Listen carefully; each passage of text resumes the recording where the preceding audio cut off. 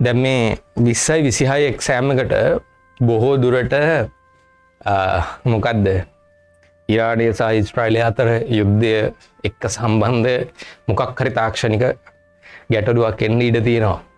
Ballistic missile එකක් හරි cruise මිසයිලයක් හරි ගැන අහන ප්‍රශ්නයක් එන්න ඉඩ තියෙනවා. නැත්නම් යුරේනියම් ගැන අහන ප්‍රශ්නයක් මේ සම්භාවිතාවක් තියෙනවා. මොකද ඔය ඔක්කොම ෆිසික්ස් භෞතික විද්‍යාව තමයි ඔය පිටිපස්සේ තියෙන දැනුම. එතකොට මොකද්ද මේ බැලස්ටික් මිසයිල් එකක් කියන්නේ? මොකද්ද මේ ක්‍රූස් මිසයිල් එකක් කියන්නේ? බැලස්ටික් මිසයිල් එකයි ක්‍රූස් මිසයිල් එකයි පාත් එක තමයි සරලව මම හන්දේ.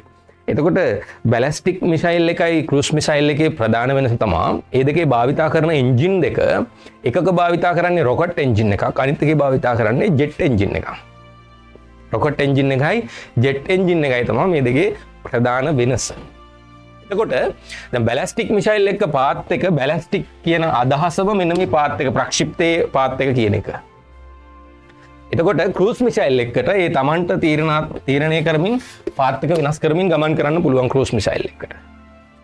එතකොට හයිපර්සොනික් කියලා කියනවනේ. හයිපර්සොනික් කියන්නේ වේගය සම්බන්ධ කතාවක්. අපි මැක් අංකය ගැන කතා කරනවා. එතකොට ඩොප්ලර් චලනයේදී අපි කතා කරනවා මේ හයිපර්සොනික් ශබ්දයේ වේගය ඉක්මවා යන කතාව පිළිබඳනේ හයිපර්සොනික් කියන්නේ. ශබ්දයේ වේගය වගේ කී ගුණයක්ද මැක් අංකය 4යිද 5යිද?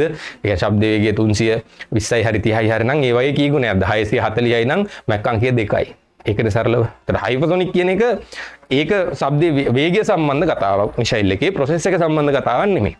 නමුත් දැන් මේ ක්‍රූස් මිසයිල් එකක් සහ හයිපර්සොනික් මිසයිල් එකක් ක්‍රූස් මිසයිල් එකක් සහ බැලස්ටික් මිසයිල් එකක් කියන්නේ ඒකේ පාත් එකත් එක්ක ප්‍රොසෙස් එකත් එක්ක කතාවක් භාවිතා කරන එන්ජින් එකත් එක්ක කතාවක්. එතකොට එකකට භාවිතා කරන්නේ රොකට් එන්ජින් එකක් අනිත් එකට භාවිතා කරන්නේ ජෙට් එන්ජින් එකක්. එතකොට ජෙට් එන්ජින් එකක් කියන්නේ සාමාන්‍ය ගුවන් යානයක තියෙන එන්ජින් ජාතිය ජෙට් එන්ජින් එක කියන්නේ. එතකොට රොකට් එන්ජින් එක කියන්නේ ඔය හඳට යන ඒ රොකට් සයන්ස් එකේ භාවිතා කරන එන්ජින් එක. ඒ ප්‍රධාන එන්ජින් වර්ග දෙකක්. එතකොට මෙතනදී බැලස්ටික් මිසයිල් එකක් සාමාන්‍යයෙන් එක රේන්ජ් එකකට විතරයි එන්ජින් එක තියෙන්නේ. මෙතනින් පස්සේ එයා සාමාන්‍ය ප්‍රොජෙක්ටයිල් එකක් විදිහට තමයි ගමන් කරන්නේ. කියන්නේ මෙතනින් පස්සේ යාගේ ඉන්ධන ටැංකිය අරම ඔක්කොම ගලවලා සාමාන්‍ය ප්‍රොජෙක්ටයිල් එකක් විදිහට තමයි ගමන් කරන්නේ ප්‍රක්ෂිප්ත විදිහට. එතකොට යාට අවසාන සීමාවේදී දිශාව වෙනස් කරන්න අමාරුයි. බෑ ඇත්තටම. ඒකට දැන් අලුත් ක්‍රම හදමින් යනවා සහ හදලා තියෙනවා. නමුත් සාමාන්‍ය බැලස්ටික් මිසයිල් එකකට මේ මෙතනින් පස්සේ යාගේ පාත් එක වෙනස් කරන්න බෑ. එතනින් පස්සේ යන්නේ අදාළ බෝම්බ කොටස විතරයි. හැබැයි මෙතන ක්‍රූස් මිසයිල් එකකට එහෙම නෙවෙයි. ක්‍රූස් මිසයිල් එකක් කියන්නේ සරලව අර පොඩි ප්ලේන් එක ආකෘතියක් වගේ. ප්ලේන් එක ආකෘතියක් වගේ එයාට පාත් එක වෙනස් කරන්න පුළුවන්. එයාගේ තටු තියෙනවා. දැන් මේ ක්‍රූස් මිසයිල් එක මෙහෙම තටු තියෙනවා. මේ මෙතන තටු තියෙනවා. එතකොට එයාට ඒක චේන්ජ් කරන්න පුළුවන්. එයාගේ ඇතුලේ ඉන්ධන දහනය කරමින් මේ ජෙට් එන්ජින් එක තමයි යන්නේ. ජෙට් එන්ජින් එක තමයි ඉස්සරහට යන්නේ.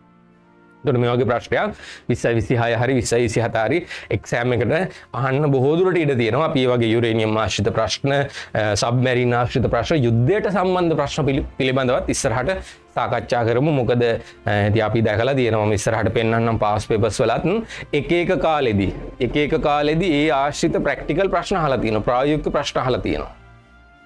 ඒ කියන්නේ උදාහරණයක් විදියට 2016 අපිට ආවනේ ගං වතුර. ඒතර නායම් ප්‍රමාණයක් ආවනේ. ඒතර මේ නායම් වල විද්‍යාත්මක කතාව පිළිබඳව එක්සෑම් එකේ තියෙනවා. ඒත් එක එක්සෑම් එකේ තියෙනවා. එතකොට අර කුණු කන්දක් පෙරලිච්ච කාලේ ඒ කුණු කන්ද පෙරලිච්ච ආකිමිඩිස් මූලධර්ම ආශ්‍රිත ප්‍රශ්න තියෙනවා. ඒ විදිහට අර චීනේ භූගත බංකරයකට කැප්සූල් එකක් යවන කතාව පේපර් එකේ තියෙනවා. ඒ විදිහට එදිනෙදා හම්බෙන ඒ කියන්නේ ලෝකයේ සහ ලංකාවේ සිදුවන සිදුවීම් එක්ක ආශ්‍රිතව භෞතික විද්‍යා ප්‍රශ්න පත්‍රයේ තියෙනවා. ඒ කියන්නේ ගල්ලංගුරු බලාගාරයක් හදන්න ඕනි කාලේ ඇයි ගල්ලංගුරු බලාගාරයක් හදන්න ඕනි කියන එක සම්බන්ධව තියෙනවා. පේපර් එකේ තියෙනවා. ඒ අවුරුදු බැලුවොත් ඒ අවුරුදු දේශපාලනයත් එක්ක සම්බන්ධයි. පොලිටිකල් පේපර් එක.